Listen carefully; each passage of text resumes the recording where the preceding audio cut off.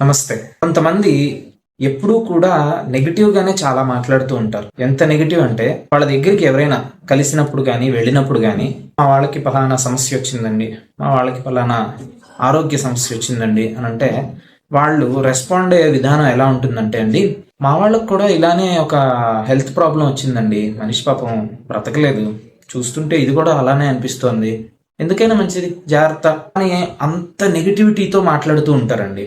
మనం ఎలా మాట్లాడాలి అనేది మనకి ఈ సుభాషితం ద్వారా తెలుస్తోంది. ప్రియవాక్య ప్రధానేన సర్వే తుష్యంతి జంతవః తస్మాత్ తదేవ వక్తవ్యం వచనే కా దరిద్రత.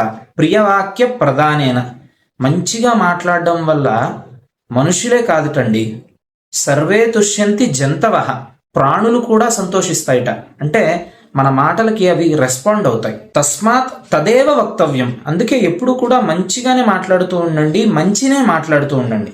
మంచిగా మాట్లాడడం అని అంటే ఒక చెడ్డవాడికి చెడ్డ పని చేస్తున్నప్పుడు వాడికి నువ్వు చెడు చేస్తున్నావు, బాగా చెయ్యి అని అంటే వాడికి అది మంచిలా అనిపిస్తుంది. కానీ మంచిని మాట్లాడాలి, మంచిగా కాదు, మంచిగాతో పాటు మంచిని మాట్లాడాలి. వచనే కా దరిద్రత. మాట్లాడడానికి ఖర్చేం అవ్వదు కదండి పెద్దగా.